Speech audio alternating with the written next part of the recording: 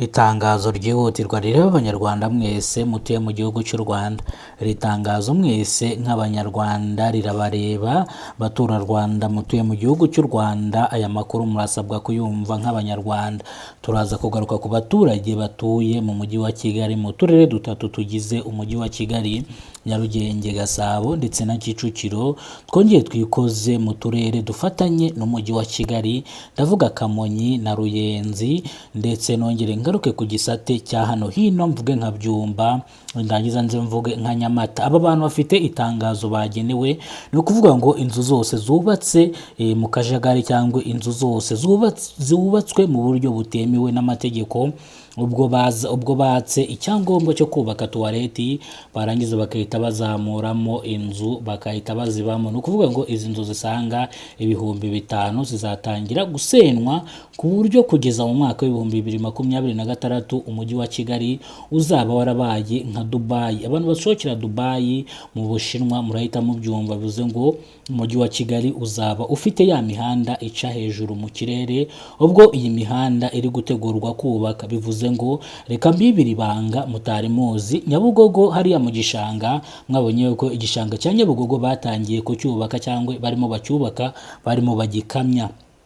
Amakuru ngiye kubahereza y'ibanga cyangwa amakuru ngiye kubabwira y'ibanga nuko hari ahantu bari gukora, bari gushakisha uburyo ki bakora inkingi kugira ngo umuhanda uca mu kirere uzabone aho uca. Ndetse bamwe na bamwe mukunze gukoresha umuhanda mugenda n'amaguru, dodani zimwe na zimwe hari ahantu zagiye zikurwamo. Reba amadodani yari ari nka hano Kimironko ukava hano kuri Simba ukagenda ukagera kwa Rando, izi dodani zose zakuwemo. Bivuze yuko mwebwe nimba nta kintu muri kwibyira mwaho ngaho, bivuze yuko rero uyu muhanda wo mu kirere ugiye kubakwa kandi vuba aha ngaha mu mwaka w'ibihumbi 2026 rwose umujyi wa Kigali uzaba umeze nk'ubukombe.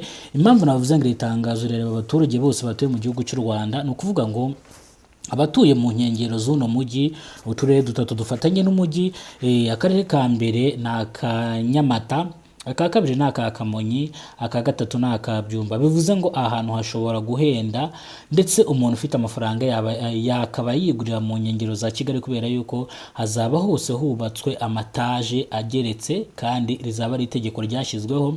Murabizi ko ku gishushanyo mbonera n'ubundi hasohotse yuko umujyi wa Kigali uzamera nk'ubusitani cyangwa uzaba umeze nko mu Burayi, aho uzajya ugenda ugira ngo ugiye muri Hollywood.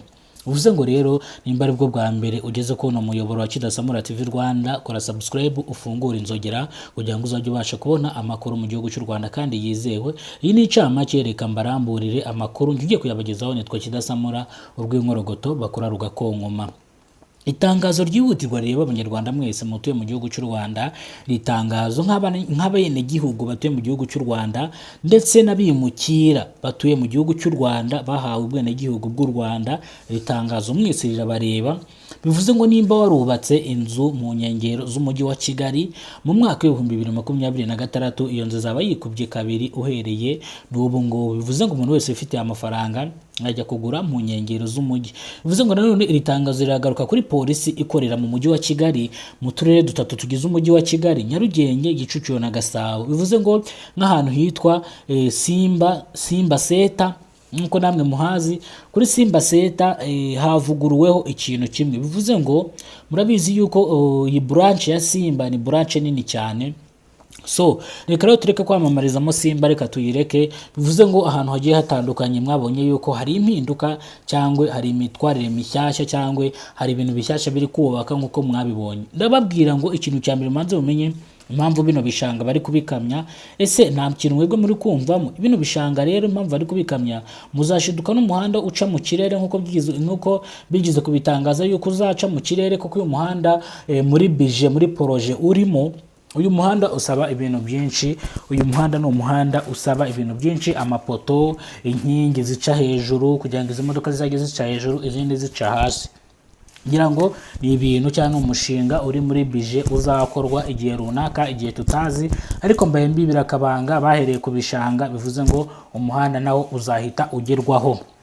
bivuze ngo nimba ari bwo bwa mbere ugeze kuno muyoboro wa Kidasamura TV Rwanda, kora subscribe ufungure inzogera kugira ngo uzajye ubasha kubona amakuru mu gihugu cy'u Rwanda. Kidasamura ari ihuriro ry'ibiganiro bitandukanye mu gihugu cy'u Rwanda. Nyimwe arimo mubana nitwa Kidasamura, urw'inkuru tubakora rugakongoma.